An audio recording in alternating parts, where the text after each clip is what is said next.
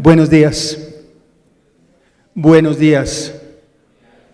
Listo, voy a dar inicio a la sesión de la Cátedra de Historia de la Educación Francisco Antonio Moreno y Escandón.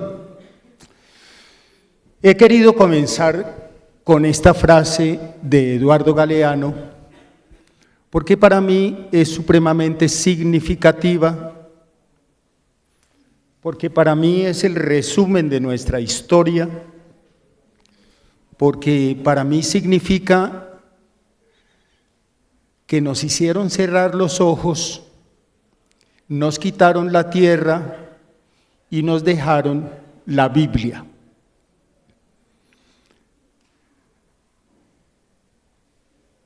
Eso somos, eso hemos sido a lo largo de la historia de nuestra nación. Somos la Biblia, una comunidad de hombres y mujeres que creen, una comunidad de hombres y mujeres a los que los guía no la razón, sino la fe, no la ciencia, sino las creencias,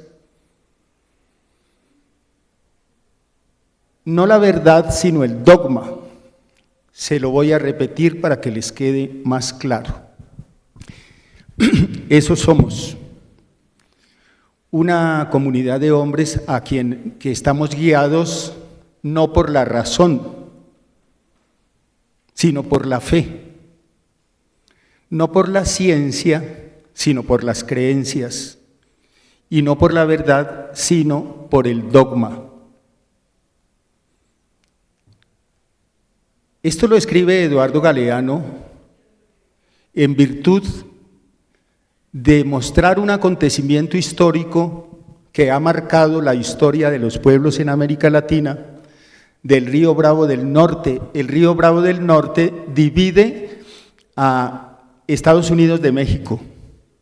Del río Bravo del Norte hasta la Patagonia, todos estos pueblos somos hijos de la colonización española, de 300 años, 3 siglos de dominación española, y como resultado de esa herencia cultural, resultamos siendo este tipo de gente que somos.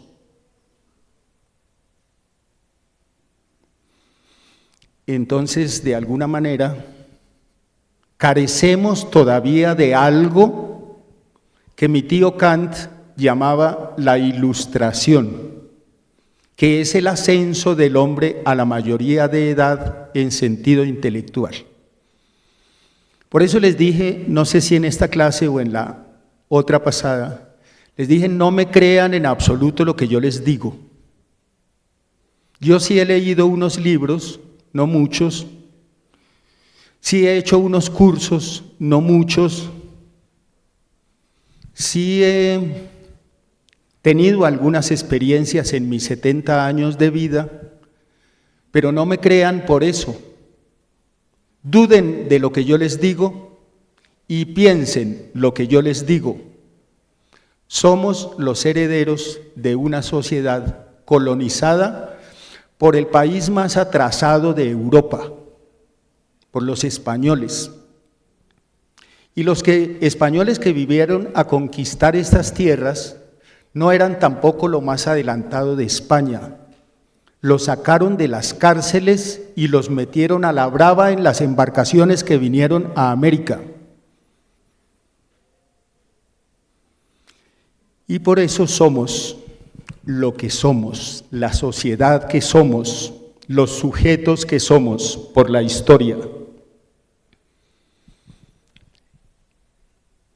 El jefe de esta cátedra, que es el profesor Fidel Mosquera, me dijo que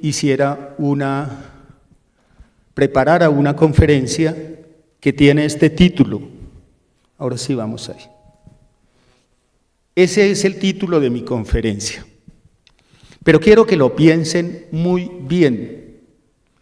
No me pide sino que les hable en 1 hora y 15 minutos de la historia de la formación de educadores en Colombia, lo que significaría una conferencia sobre la historia de Colombia de la conquista a nuestros días. Es mucho tiempo lo que me pide el jefe. ¿Qué se puede decir en 1 hora y media sobre la formación de educadores en Colombia? Les voy a decir lo poco que consulté a través de una cosa que yo llamo grandes hitos. No grandecitos, sino grandes hitos en el proceso de formación de educadores en Colombia. ¿De dónde salió esto? Salió de haber leído 2 libros recomendados por el profesor Fidel y por haber consultado en Google cientos de artículos que hay. Si le preguntan a Google historia de la formación de educadores en Colombia, le aparecen cientos de artículos. Yo consulté algunos de esos artículos para poder conversar hoy con ustedes. Listo.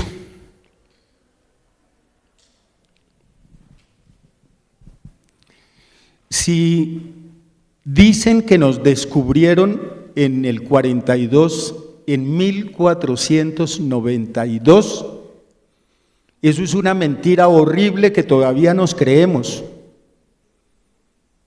Cuando ellos llegaron aquí, ya había gente aquí, otros ya la habían descubierto. No descubrieron nada.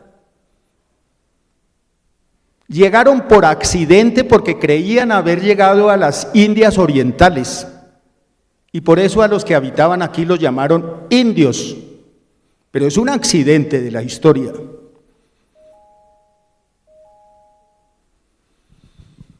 Entonces, si dicen que en el 42, 1492, estamos a 231 años, no mentiras, 531 años del descubrimiento.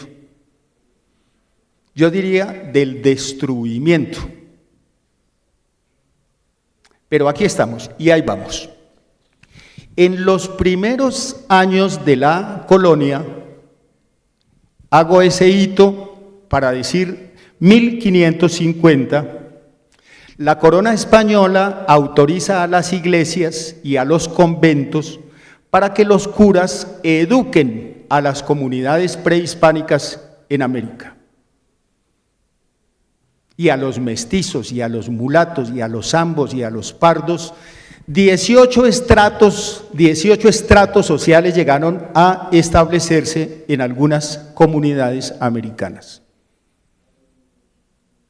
De esclavos a esclavos libertos, a negros, a indígenas, a mulatos, pardos, zambos, criollos de orilla, mantuanos. Bolívar era mantuano.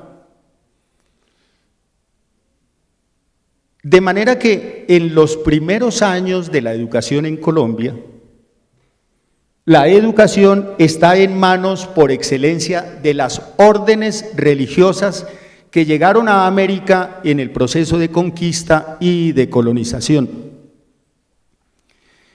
Estoy diciendo las comunidades como los jesuitas, los dominicos, los franciscanos, los agustinos, comunidades que definitivamente influyeron denodadamente en el proceso de formación de la conciencia de los seres humanos en América Latina.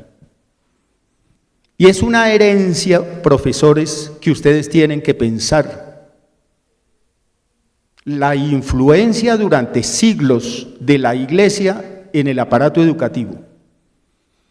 Eso crea una huella, eso crea una marca, un estigma, diría alguien, un sello.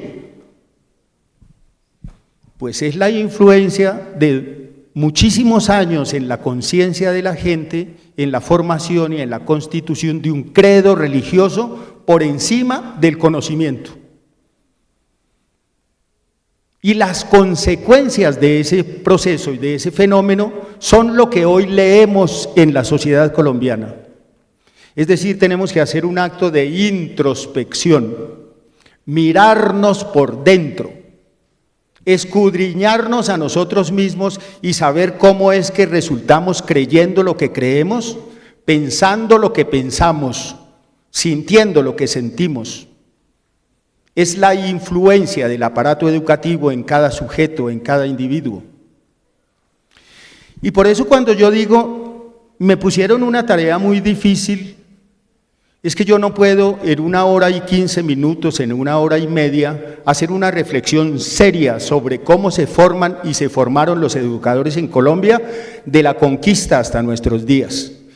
Por eso he escogido algunas fechas significativas en el proceso de la formación de educadores.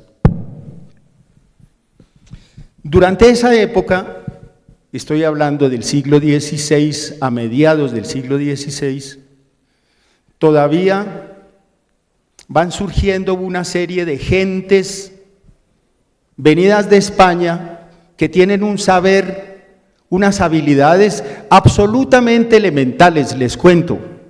Para ser maestro en ese entonces solamente se necesitaba saber leer, saber escribir y saber contar.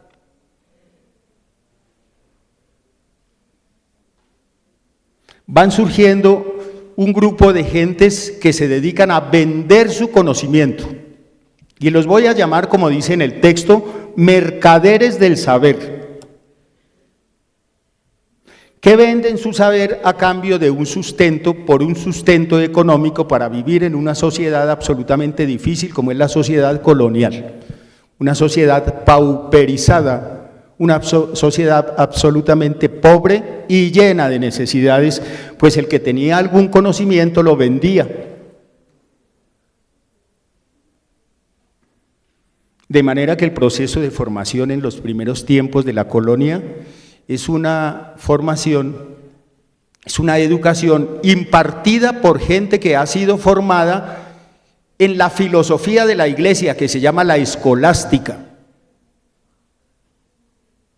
Es decir, la educación influenciada profundamente por los valores cristianos, por los valores del catolicismo, por los valores de la religión.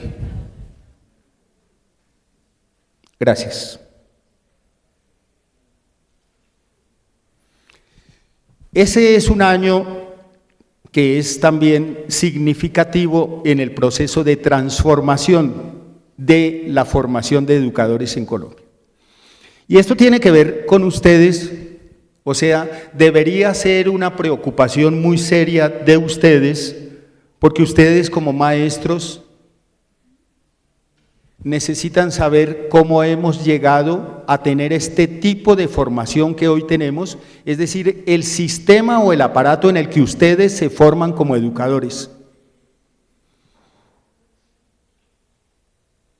¿En qué consiste la fortuna de una universidad pública estatal que no tiene la dirección de curas o de sacerdotes o de comunidades u órdenes religiosas? ¿Cuál es la ventaja de estar en una universidad laica? De libres pensadores que convocan este espacio para que vengan los profesores a escuchar a un tipo y a discutir con él, a no creerle, a contradecirlo porque han leído algunas cosas que yo no he leído y ustedes me pueden decir, no señor, eso que usted está diciendo no es así. Y establecemos un proceso de deliberación y un proceso de discusión en el que yo aprendo de ustedes y seguramente ustedes aprenderán algo de mí. Pero el saber es eso, es el intercambio de ideas, la contradicción, la dialéctica, la discusión permanente en función de buscar una verdad. Y esa palabra tiene una significación especial, la verdad. ¿Cuál verdad, profesores? ¿La verdad de quién, profesores? ¿La verdad del Estado, la verdad del poder, la verdad de los medios de comunicación? ¿Cuál es la verdad? Esa tiene que ser la preocupación esencial de los maestros. En ese año de 1767 se produce un acontecimiento importantísimo que vale la pena que lo tengan en cuenta, es la expulsión de los territorios de América de la Compañía de Jesús. Lo que nosotros conocemos como los jesuitas se llaman realmente la Compañía de Jesús y fueron expulsados por el rey Carlos III, porque el rey Carlos III de manera equivocada pensó que las comunidades religiosas estaban estimulando la independencia en Colombia o que estaban comprometidas en los procesos revolucionarios de los criollos en América Latina. Se recupera entonces a partir de 1767 el concepto genérico de escuela. Sobre esto quiero insistirles, el concepto de escuela. La escuela como institución encargada de formar seres humanos, de los procesos de enseñanza-aprendizaje. Si ustedes buscan en Google origen de la palabra escuela, se sorprenden. ¿Alguien aquí sabe de dónde deriva la palabra escuela? Levante la manito y díganme. Pero de todas maneras les pido el favor de usar el celular para buscar origen o etimología de la palabra escuela. Y el que lo tenga me avisa. Se les pasa el micrófono, claro. A ver, ayúdenme, no sé de dónde deriva la palabra escuela.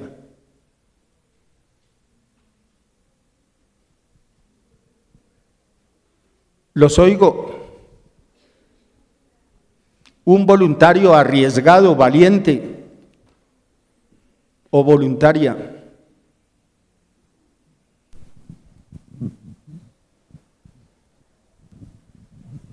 Viene de ocio. Sí.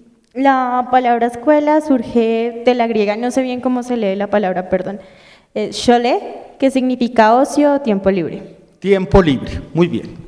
La escuela es para la gente que no tiene nada que hacer.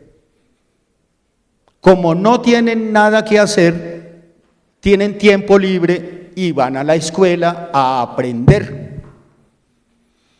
Van a aprender en la escuela lo que los padres no les pueden enseñar porque no lo saben. La escuela surge cuando las comunidades entienden perfectamente que lo que el hijo necesita saber para desenvolverse en la bendita vida no se lo puedo enseñar yo como papá o como mamá, entonces hay que mandarlo a un lugar especializado donde lo formen en un saber que yo no tengo.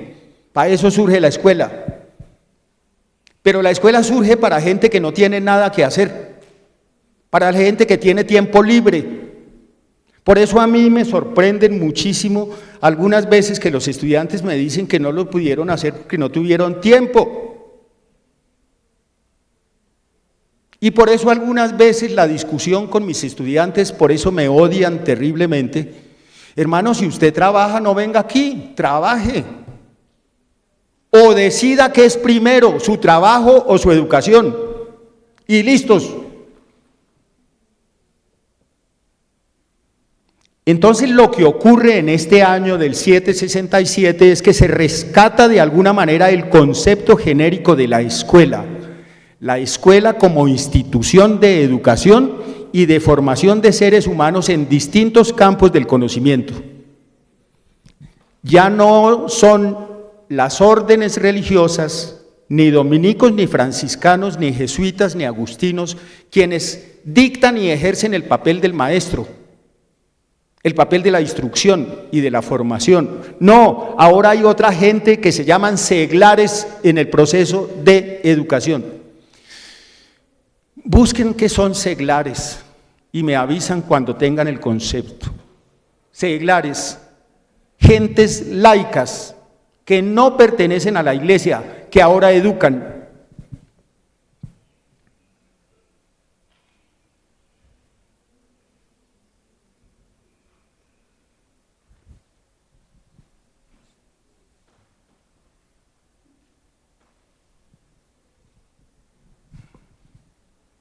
Una valiente o un valiente que diga seglar significa esto.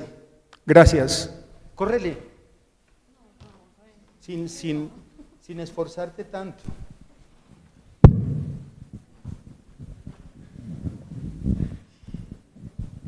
Dice, dicho una persona que no ejerce el sacerdocio ni está adscrita a ninguna orden religiosa.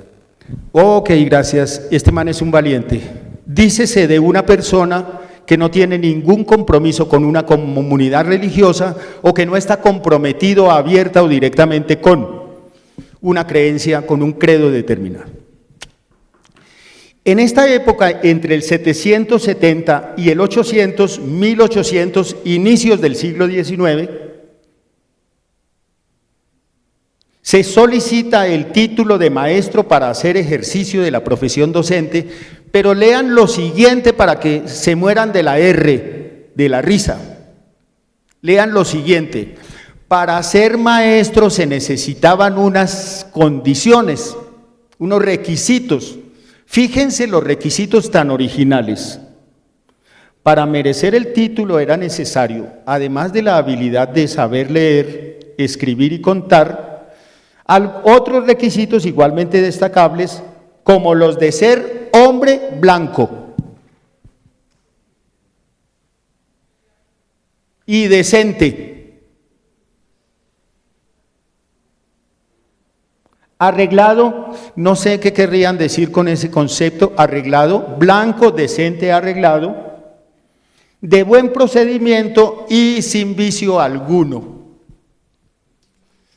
Yo infiero, sobre la base de eso que está copiado textualmente de un libro de la época, yo infiero que esas características y requisitos para ser maestro son el resultado de una fe, una creencia en que el hombre bueno es el que cree en Dios, es virtuoso, es decente, arreglado y no tiene vicio alguno.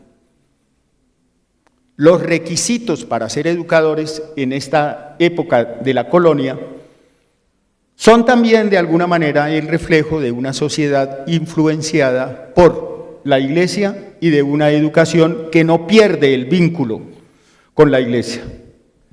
Gracias.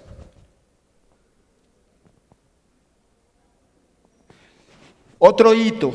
Yo dije que no les podía decir muchas cosas, sino que iba a hacer referencia a años muy puntuales y valiosos en el proceso de la evolución de la formación de los maestros en Colombia.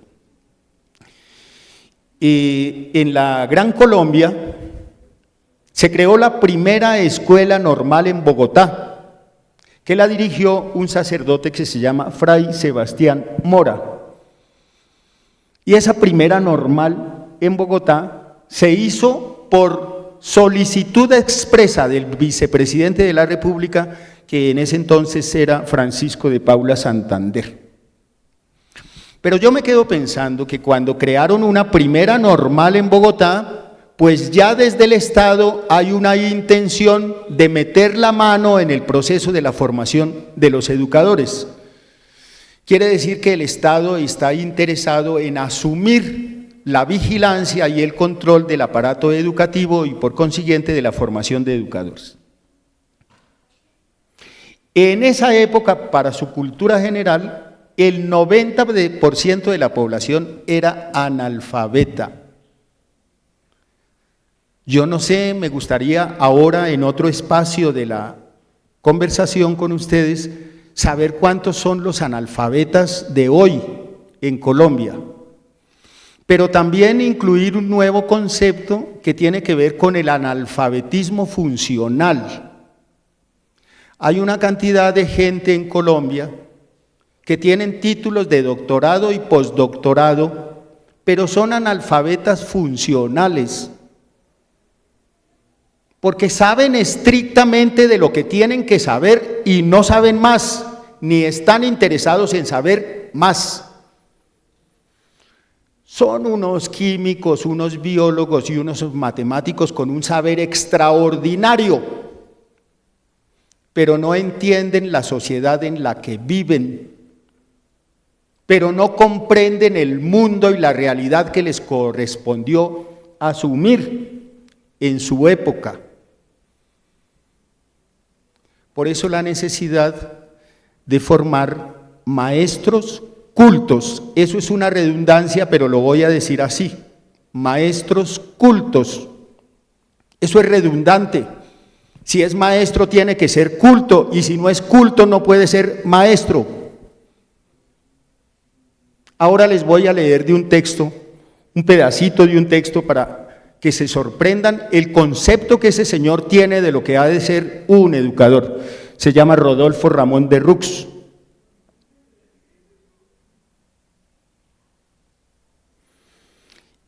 En esa década de la que estoy hablando, en 1827, también Francisco de Paula Santander, que es uno de los ideólogos y promotores de la educación pública en Colombia, va a crear la Universidad de Boyacá en 1827.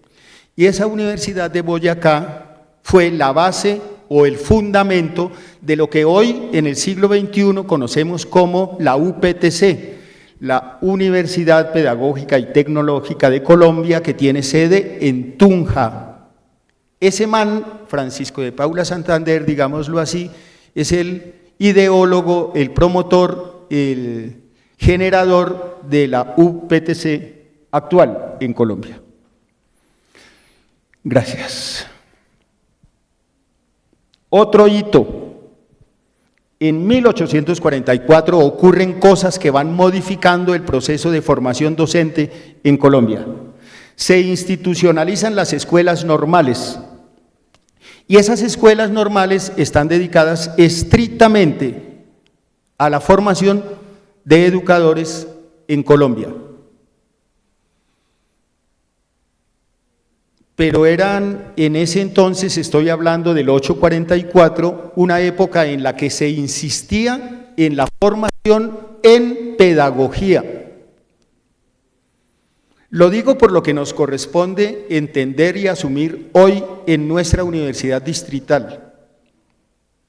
Nosotros, esto yo ya lo he dicho en público, son herejías que yo me invento y nadie me las discute, son herejías mías, de mi propia inspiración. Si en ese entonces se insistía en la formación pedagógica de los maestros, porque están haciendo escuelas normales estrictamente para formación de maestros, en estos tiempos nuestra universidad forma licenciados a quienes no se les dicta pedagogía. Licenciados a quienes no se les dicta ciencia política, economía colombiana, historia, sociología de la educación. Unos licenciados que salen de nuestra facultad, que no tienen una formación pedagógica, y nosotros entendemos la pedagogía como el estatuto teórico de la educación. Si quieren, escriban eso que me parece importante. La pedagogía es el estatuto teórico de la educación. ¿De qué se ocupa la pedagogía? ¿Cuál es el objeto de estudio de la pedagogía? El objeto de estudio de la pedagogía es la educación. Y no cualquier cosa que tiene que ver con la educación, sino con los fines de la educación. ¿Para qué nos volvemos educadores? Y por consiguiente, ¿para qué educamos? ¿Qué sentido tiene enseñarles matemáticas o biología o química o biotecnología o sistemas? ¿Para qué? Es esa la pregunta, profesores. ¿Para qué quieren ser ustedes educadores? ¿Saben en qué se están metiendo? No los quiero, esto lo hago yo en los primeros semestres. Si no tienen plena certeza de lo que es su identidad como profesionales, si no tienen clara conciencia de su profesión y del sentido y el papel y la función de ustedes como educadores en una sociedad tan trágica como esta, renuncien. Para ser un educador hay que ser valiente. En un libro dice: cobardes abstenerse de ser educadores, porque eso obliga un compromiso con la sociedad, porque cuando uno se hace maestro, tiene un ideal de hombre, un ideal de sociedad, un ideal de mundo, y entonces lo que ocurre le preocupa. Con los resultados de ayer en las elecciones, quedo absolutamente más convencido de la necesidad de seguir educando a estas gentes. Las ovejas votaron por los leones, los ratones votaron por los gatos y las gallinas votaron por las zorras, por los zorros. Y eso es el reflejo de algo que nos ocurre y que tiene que ver con la formación política de nuestros jóvenes en la sociedad colombiana. Y eso tiene que ver con otros aspectos de la cultura política nuestra. El siglo XX en Colombia se inicia con una tragedia tenaz a mediados del siglo, que es el inicio de la violencia política en Colombia entre liberales y conservadores después del asesinato de Jorge Eliezer Gaitán, y de ahí hasta hoy la guerra, la tragedia, la corrupción, la injusticia, la desigualdad, la pobreza. Lo que decía la primera frasecita, quedamos con la Biblia. ¿Qué es lo importante de este año? La llegada de una misión alemana para organizar y legislar acerca de cómo se deben estructurar las escuelas normales en Colombia. Para esta época existían ya 3 escuelas normales en Bogotá, 2 para varones y una femenina. Esas 2 estaban inscritas o adscritas, profesor, adscritas a la Universidad Nacional de Colombia. La normal superior de varones y la normal femenina estaban adscritas a la Universidad Nacional de Colombia. Y también en ese año se crea la primera normal de varones fundada en Tunja. Entonces yo quiero que ustedes perciban a través de esos cuadritos, de esas diapositivas, cómo sí ha venido produciéndose un proceso de cambio y de transformación en la legislación y en las normas acerca de cómo se deben formar los educadores en Colombia. Dale. Ahí sí fue Troya, les cuento. O sea, a ustedes les voy a montar la espantosa.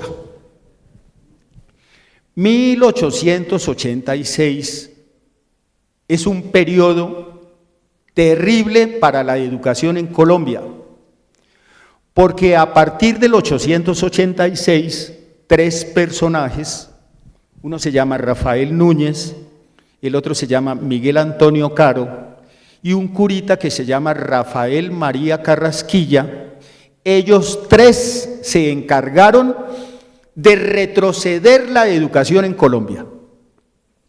Si habíamos logrado que de alguna manera el Estado se hiciera cargo de la vigilancia y el control de la educación, estos 3 personajes conservadores le entregan nuevamente la educación a la Iglesia.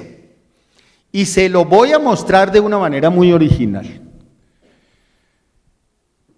Ellos están convencidos de que el centro de la actividad del Estado y de los hombres no es la voluntad de los hombres y la razón de los hombres para construir sus leyes, sino que la razón de ser de los seres humanos y de la sociedad es Dios.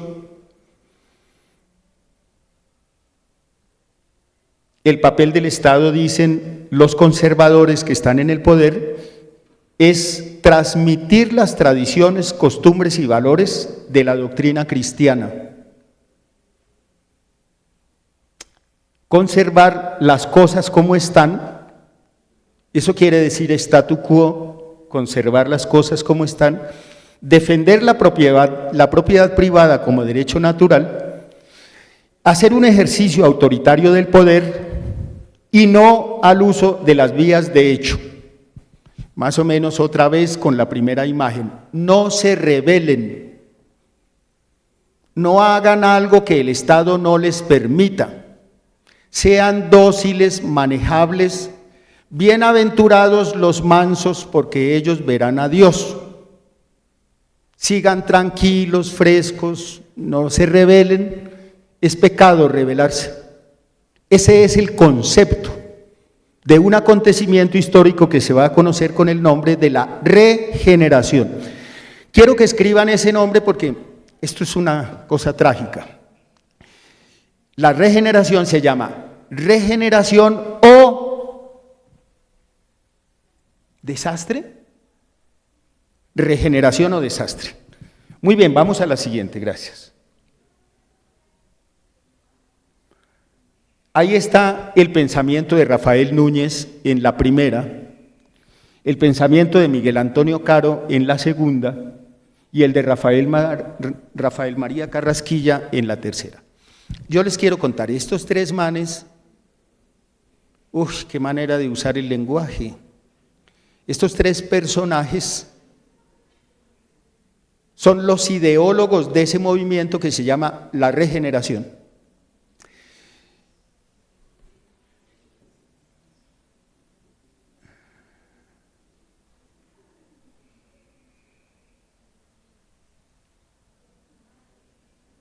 Hacer ciencia para los conservadores e iglesia para los ortodoxos es hacer camino para llegar a Dios. Yo no soy conservador, Miguel Antonio Caro, sino un defensor decidido de la Iglesia Católica.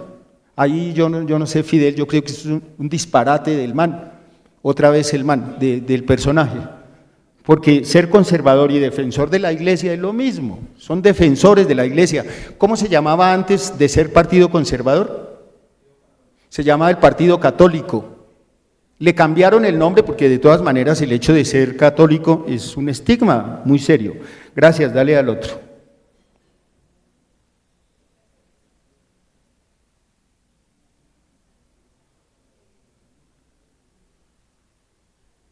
La regeneración es un movimiento político, ideológico y cultural que ocurre en el siglo XIX y que va a ser un retroceso profundo, muy fuerte, un retroceso profundo del aparato educativo en Colombia y va a entregar absolutamente todo el poder de la educación a las comunidades religiosas. Dale a la siguiente, ellos ya leyeron eso. Durante ese periodo se celebra el concordato. El concordato es un acuerdo entre el Estado colombiano y la Santa Sede. Un acuerdo, concordato. Es un convenio que se estableció en el 887 entre el Papa León XIII y el presidente de la República. ¿Quién era el presidente de la República? 886-887, Rafael Núñez. Entre Rafael Núñez y el Papa León XIII se establece el concordato. A mí me interesa que ustedes sepan cositas muy puntuales que dice el concordato. En las universidades y en los colegios, en las escuelas y demás centros de enseñanza, la educación e instrucción pública se organizará y dirigirá en conformidad con los dogmas y la moral de la religión católica. Ese es el artículo 12 del concordato. Piensen en eso. Niños en primaria, jóvenes en secundaria y jóvenes en la universidad, educados estrictamente en la moral y en las dogmas de la religión católica.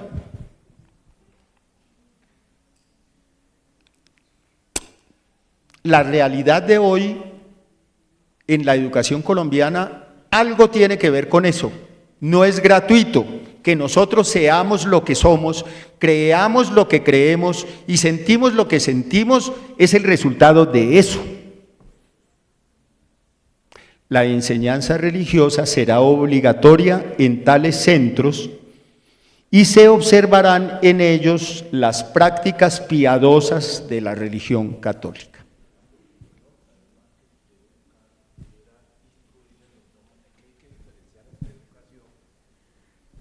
Yo creo que ahí hay que diferenciar entre lo que es educar y lo que es adoctrinar, porque acuérdense en que la religión como dispositivo de control, una de las funciones de la religión es adoctrinar, más no educar. Entonces lo que va a hacer la iglesia es adoctrinar en los dogmas de la fe. Por eso cuando nosotros vemos el tema de la modernidad en Francia, finales del siglo XVIII, que es la revolución de 1789, lo primero que hicieron los franceses fue cortar con este tema la religión, porque a partir de eso no se podía educar. Y uno de los atrasos, que es lo que dice el profesor Fernando, que tiene la sociedad colombiana, tiene que ver con este tema. Porque precisamente esto fue lo que no dejó hasta hoy, porque entre otras cosas, el concordato todavía está vigente. Eufemísticamente le llaman ahora educación contratada, que Uribe lo ratificó, pero ustedes ven de que todavía se sigue enseñando religión en Colombia. Otra cosa, en Bogotá, Enrique Peñalosa, cuando fue alcalde, entregó varios colegios distritales a congregar en concesión, que es el modelo de concesión, y por cada estudiante se le paga a esas congregaciones religiosas 7 millones de pesos, imagínense, por cada estudiante, que esa plata podían invertirla en los estudiantes de la Universidad Distrital, que esta es la Universidad de Bogotá, que alcanzaría para darle desayuno, almuerzo, transporte, libros y de todo a los estudiantes. Eso hizo Enrique Peñalosa, aquí en Bogotá. Profe, muy amable. Eso es lo que se llaman colegios en concesión. Los colegios en concesión le dan continuidad a esto de lo que nosotros estamos hablando aquí. Es entregar los colegios públicos a comunidades religiosas en concesión, se llaman colegios en concesión, para que nuevamente sea la comunidad religiosa la que está a cargo del adoctrinamiento de los jóvenes en los colegios y en las escuelas. Eso, profesores, tienen que pensarlo. Cuando les digo no me crean, es que consulten qué son los colegios en concesión, cuánta plata les entrega el Estado a esos colegios y cómo esa plata que es pública podrían invertirla en la Universidad Distrital Francisco José de Caldas para que les pudieran tener transporte. Debieran haber unos buses que dijeran Universidad Distrital Francisco José de Caldas y lo recogieran en Bosa, en Suacha, en Kennedy, en Suba para traerlos aquí a estudiar y que cuando terminen de aquí los lleven a sus barrios. Eso deberían hacer con esa plata de los colegios en concesión. Miren este artículo del concordato tan original, léanlo. ¿Alguien quiere leer? Ayúdame leyendo, ayúdame. Sí. El artículo 14.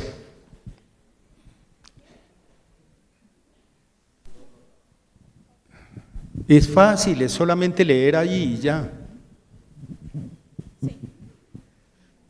En el caso de que la enseñanza de la religión y la moral, a pesar de las órdenes y prevenciones del gobierno, no sea conforme a la doctrina católica, el respectivo ordinario diocesano, ¿sí?, podrá retirar a los profesores o maestros la facultad de enseñar tales materias.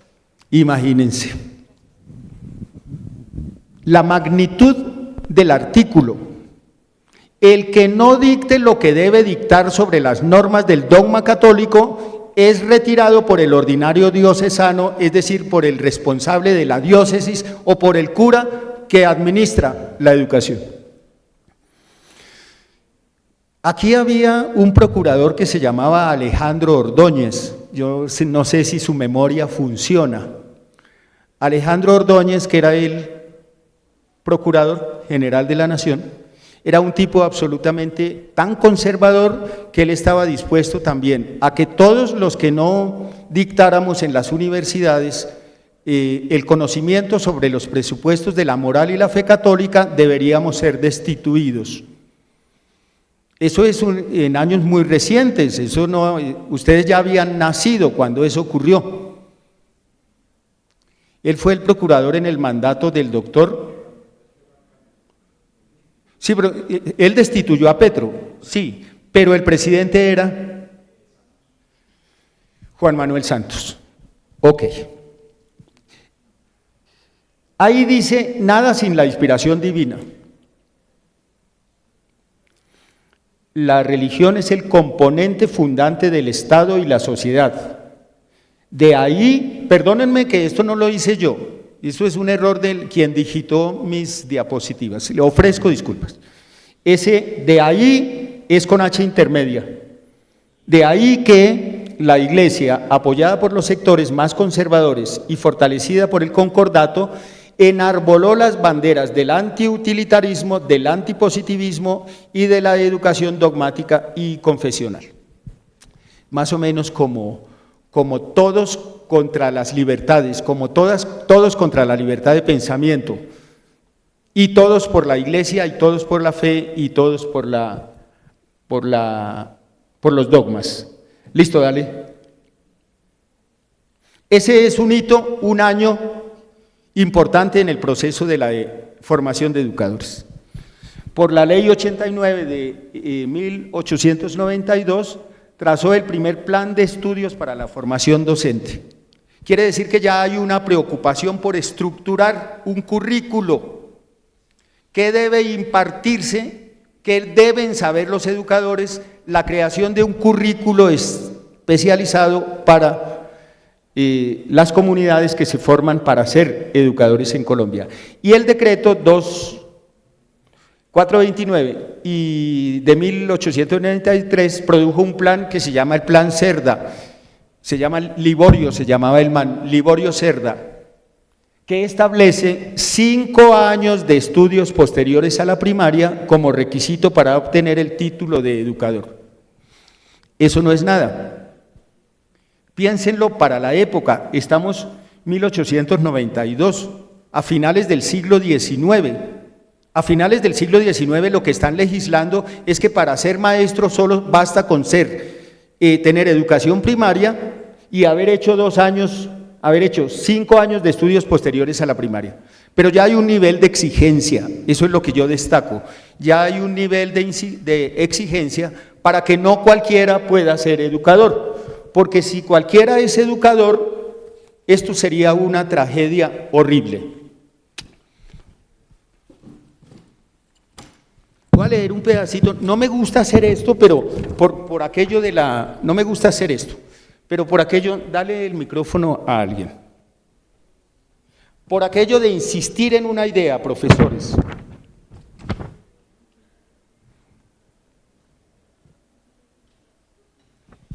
Ey, espérate que se me perdió. ¿En qué voy a insistir? Voy a insistir en esto. No cualquiera puede ser educador. O sea, las facultades de educación en Colombia deberían ser más exigentes en el proceso de selección de quienes van a ingresar a las carreras de licenciaturas en educación. En nuestra universidad, para ingresar a esta facultad, se exige el menor puntaje en las pruebas de estado. Y eso ya es una tragedia. Para ser educador en Colombia se necesita el nivel más bajo de conocimiento, de competencia, y entonces los que menos competencia tienen en el proceso del conocimiento y en las pruebas de estado pueden ingresar para ser educadores cuando debería ser a la inversa. Para que sean educadores se necesita que tengan el más cumbre de los puntajes o de lo contrario no ingresan a una facultad de educación. Porque lo que dice el texto, dame la hojita por favor, lo que dice el texto es que una sociedad que no escoge a los mejores para ser educadores es una sociedad con vocación suicida. Les repito el cuento. Dice el texto así, lo sé casi de memoria: una sociedad que no escoge a los mejores para ser educadores es una sociedad con vocación suicida.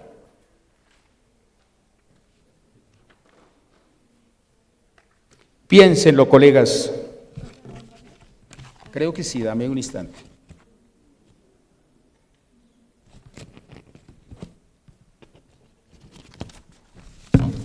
Ya lo tengo. Alguien que les lea, pero párenle bolas a lo que alguien, ¿quién quiere leer? Gracias, hermano. Es para que piensen esta frasecita de un artículo que se llama Cultura y Formación Docente. Vas a leer esto, man.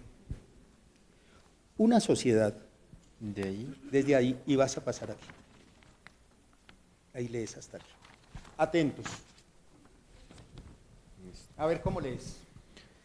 Una sociedad como la nuestra, que no se preocupa, infortunadamente, por atraer a los mejores para convertirlos en educadores, y que además descuida el cultivo esmerado de aquellos que se reclutaron para ser educadores, es una sociedad con vocación suicida, y que no tiene derecho más tarde a lamentarse pidiéndole peras al olmo, pues es de sobra conocido que nadie da lo que no tiene.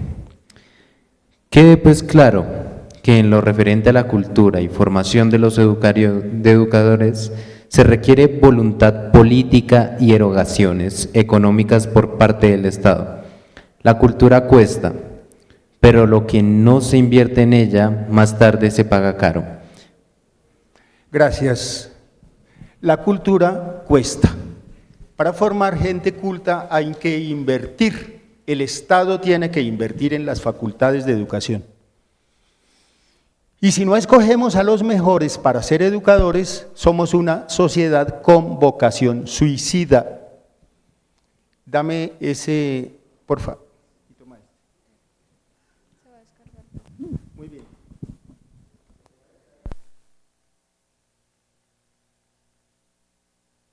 Dale a la siguiente diapositiva. Y no se cansen, que ya voy terminando. Sé que ustedes se cansan rápidamente.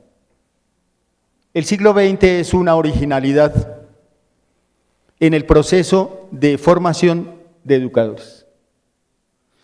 A comienzos del siglo, en 1903, se crea la primera ley de educación seria. Yo diría la primera educación, la primera ley general de educación más o menos seria, se produjo en 1903 a través de la Ley 39. Establece el Sistema Nacional de Educación y lo clasifica en primaria y secundaria y además legisla y reglamenta sobre la educación superior. Ya hay aquí una intención desde el Estado de regular, legislar y controlar la educación desde el Estado. En 1917 se produjo el primer Congreso Pedagógico en Colombia con la participación de 28 escuelas normales. Yo de esto les quiero hacer una corta referencia. Ya hay una preocupación de los maestros como gremio profesional. Hay una preocupación de los maestros por darle un nuevo sentido al quehacer de la educación. Es decir, son maestros que ya tienen alguna formación política, tienen ya alguna conciencia profesional y conocen ya qué significa ser maestros en la construcción de un proyecto de nación. Son gente que ya tiene un espíritu crítico, reflexivo, analítico y están pensando quiénes somos como educadores y qué podemos aportar como gremio a la construcción de una sociedad, de una nación, a un proyecto nacional. Ese primer congreso ocurre en 1917. Hemos disminuido el nivel de analfabetismo en Colombia. Para inicios del siglo XX estamos en un 56% de población analfabeta. Se produce una serie de reformas a las escuelas normales, se modifican los planes de estudio y se funda el Instituto Pedagógico Nacional. Puedes hacer un comentario. Nuestro nuevo alcalde es egresado de ese colegio. Es que esta fue la primera ley de educación que tuvimos. Hemos tenido 3 leyes de educación hasta hoy, y esta fue la primera. Y en esta ley hay una cuestión que a mí me gusta porque la he analizado bastante, y es de que, por ejemplo, ahí hablan del 56% de la población analfabeta. Hay que tener en cuenta que en ese entonces no teníamos un DANE, que es el que se encarga de las estadísticas educativas aquí en Colombia y en las otras estadísticas, empezando por eso. Segundo, en esa misma ley, cuando uno mira la ley 39, que pues les recomiendo que ustedes la pueden mirar, a los grupos étnicos, el caso de los pueblos originarios, los pueblos que llamamos pueblos indígenas, pero de la antropología cultural, se les denomina pueblos originarios, lo mismo que a las comunidades afro, las comunidades negras, los palenqueros, los raizales del archipiélago de San Andrés, Santa Catalina y Providencia. Esta misma ley declara a estos pueblos como salvajes. Imagínense, una ley que no está reconociendo unos sujetos, a unos seres humanos, y estamos hablando de una ley de educación. Y en esta ley, en uno de los primeros artículos, allí se habla de que a los salvajes no hay que educarlos, sino adoctrinarlos. Entonces, por eso ustedes ven de que estos pueblos van a presentar el mayor atraso que tienen en este país. Entonces, por eso se van a declarar tierra de misiones, es decir, de que van a traer de España congregaciones religiosas, lo mismo que se había hecho en el periodo de la colonia, para adoctrinarlos en los dogmas de la fe. Es decir, una ley de educación no puede hablar de salvajes, porque al salvaje no hay que educarlo, sino adoctrinarlo. Eso es lo que establece esta ley, y estamos hablando de la primera ley de educación que estuvimos en el siglo XX. Yo quería como hacer ese comentario de esta ley. Gracias, profe.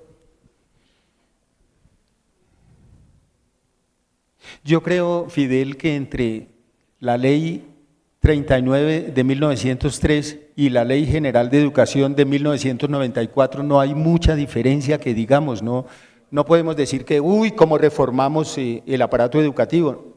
Seguimos siendo lo mismo, y seguimos siendo lo mismo es por una razón, porque nos quedamos con la Biblia, y ellos se quedaron con la tierra. Es por eso no tiene otra razón.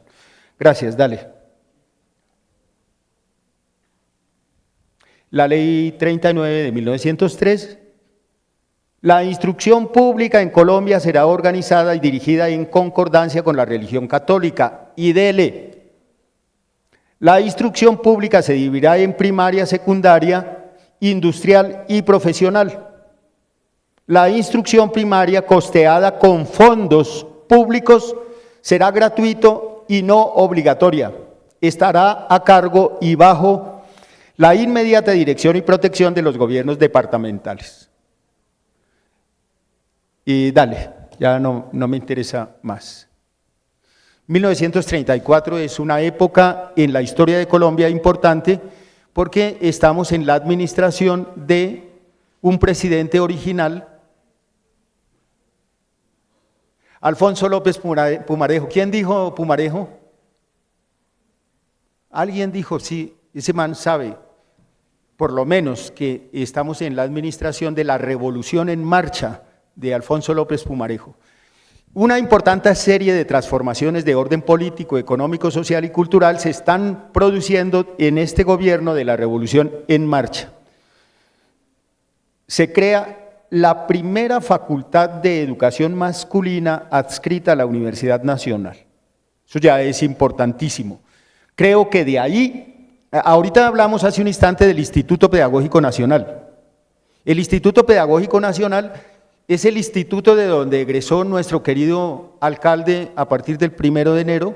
Hoy estuvo de visita en el colegio, haciendo entrevista con los estudiantes y bueno, listos. De ese instituto va a nacer la Universidad Pedagógica Nacional de Colombia. Si no estoy mal, en 1900… Ayúdame, 62. Alguien que me ayude, ¿cuándo se fundó la Universidad Pedagógica Nacional?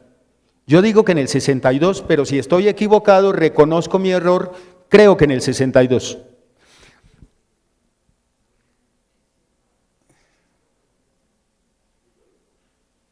En 1936 se establecen convenios con facultades de educación en el exterior para hacer cursos de especialización en pedagogía, en ciencias naturales, matemáticas y educación física.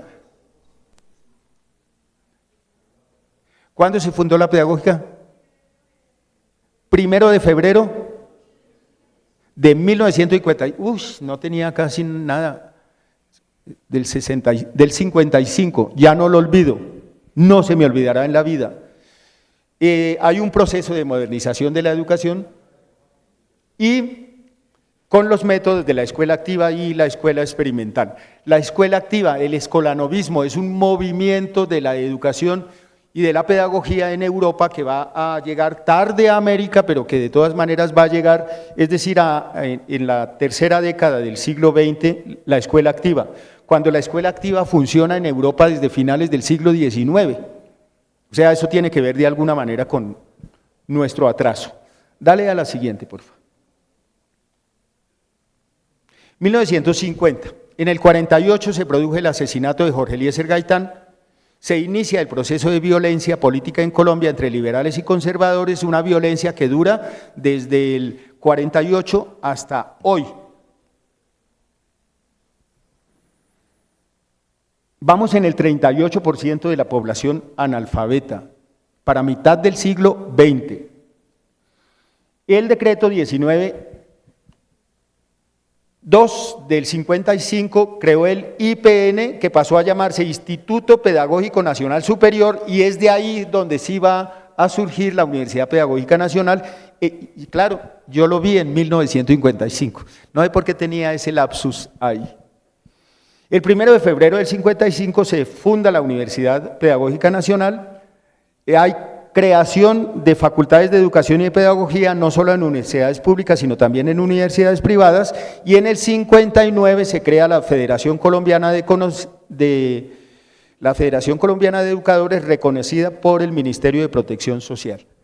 Y para mí es importante el hecho de que haya surgido una organización gremial que acoge a nivel nacional al gremio de los educadores en Colombia y que ha cumplido hasta ahora un papel importantísimo en el proceso de desarrollo de la conciencia política y de la conciencia profesional de los educadores en nuestro país. Dale. En 1982 se crea el movimiento pedagógico originado por FECODE. Para mí también eso es importantísimo en el proceso de la formación de los educadores, porque el movimiento pedagógico es un colectivo de intelectuales y académicos, maestros todos, en función de darle un sentido de identidad y de pertenencia, y de identidad, pertenencia y participación al gremio de los maestros, y es un colectivo que está pensando permanentemente nuevas formas de hacer y desarrollar la pedagogía en Colombia y también los procesos de formación de los maestros. Surge también el Sistema Nacional de Formación de Educadores y con el decreto 3012 del 97 y el decreto 272 del 98 son los referentes de primer orden para las reformas al modelo de formación docente. Eso me parece importante que quien va a ser maestro lo conozca porque va a percibir el proceso de transformación en la formación docente.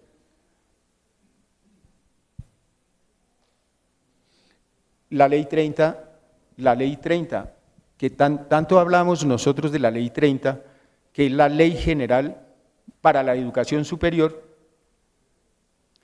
es la ley 30 del 92, legisla sobre el servicio público de la educación superior y los lineamientos para los procesos de acreditación en Colombia.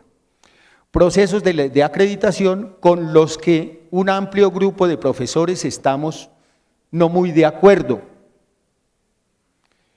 Nos acreditan de alta calidad, somos acreditados de altísima calidad, pero las condiciones reales de la educación son absolutamente precarias.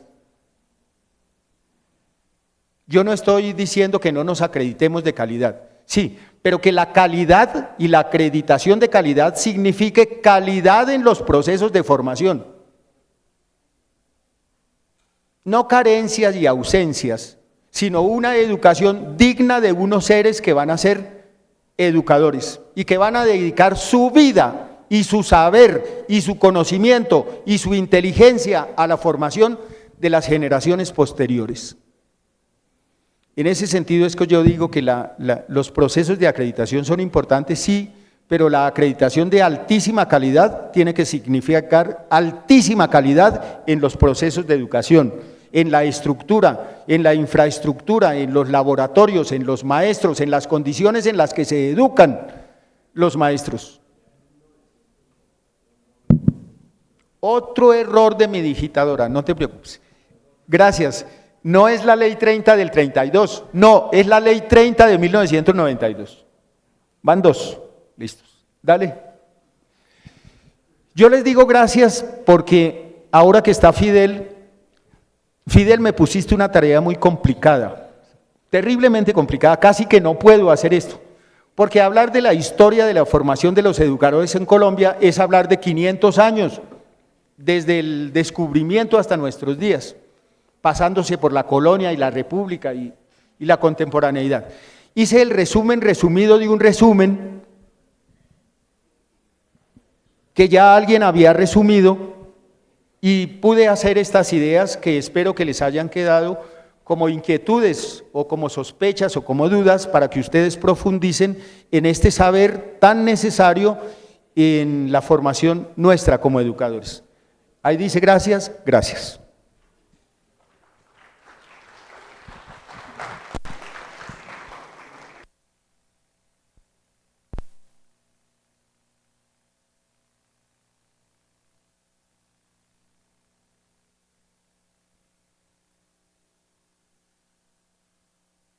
En relación con la evaluación del segundo corte, como el próximo lunes es festivo, entonces se pasa al lunes siguiente, que es lunes 13. ¿Sí? Entonces, ¿y ese, cómo? ¿El 13 es festivo también? Entonces toca hacerlo, no sé si lo dejamos, porque es que no se puede correr más, porque allí ya entraríamos en casi la evaluación final y no daría tiempo para poder hacer la evaluación final, porque se acuerdan que la evaluación final se hace una semana antes de que termine el mes de noviembre, porque hay que revisar las notas de primero, segundo y tercer corte. Entonces, no sé si ustedes podrían hacerlo. Entonces podría ser lunes 20 y 27. Lunes 20 el segundo y el final les quedaría el lunes siguiente. Pero no coincide con las fechas de subir. Por eso no coincide. Sí. Tocaría que como el lunes es festivo, ese lunes 13 es festivo, ustedes lo podrían hacer desde sus casas. O sea, creo que sería la única, porque es que no nos dan los tiempos. ¿Ah? No, para que no les quede pegaditos los dos exámenes. ¿Sí? Entonces así les da tiempo, ¿no? Y también nos da tiempo de subir y revisar las notas de cada uno de ustedes. Entonces los dejamos para el 6, ¿no? ¿Para el 13? Listo. Lo dejamos para el 13 entonces, que es de este lunes en 15. En 8, sí. Porque en 8, de este lunes en 8. Entonces este lunes en 8 se sube para que ustedes presenten en la evaluación, porque quedan 2 lunes seguidos, entonces no nos daría tiempo. Maylin, la monitora, les envía un correo. Sí, diga, compañero. El parcial siempre se hace en el horario de las clases.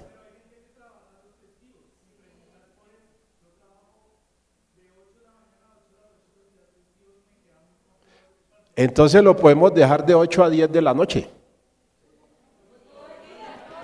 No, es que mire, los exámenes no se pueden, porque es que eso está, es decir, eso es un programa que eso no se puede mantener abierto todo el día.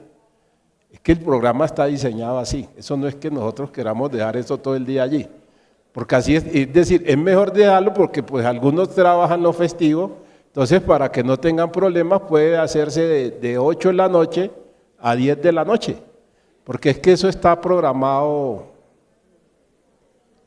Entonces lo dejamos de noche para que así ninguno tenga inconveniente.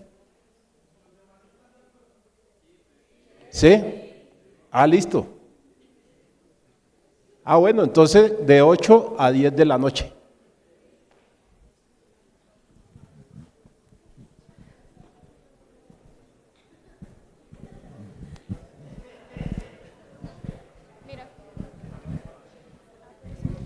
¿Tú puedes devolver las diapositivas? ¿Me dices cuándo? Sí.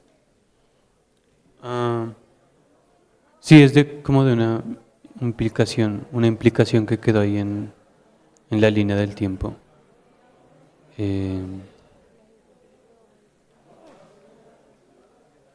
Bueno, era que el profesor hablaba de una primera preocupación por la formación de los profesores, que es cuando se les pedían 5 años de educación después de la primaria.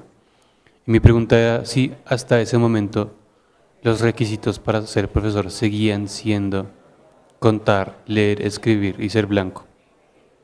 Chicos, por favor, ¿podemos escuchar la intervención del compañero? Aún no se va a tomar la asistencia. ¿Otra vez? Sí, era eso, que en una primera preocupación se les exigió a los profesores, bueno, para ser profesor se exigió 5 años más de educación después de la primaria, eso me acuerdo. Hasta ese momento los requisitos seguían siendo ser blanco, leer, escribir y contar.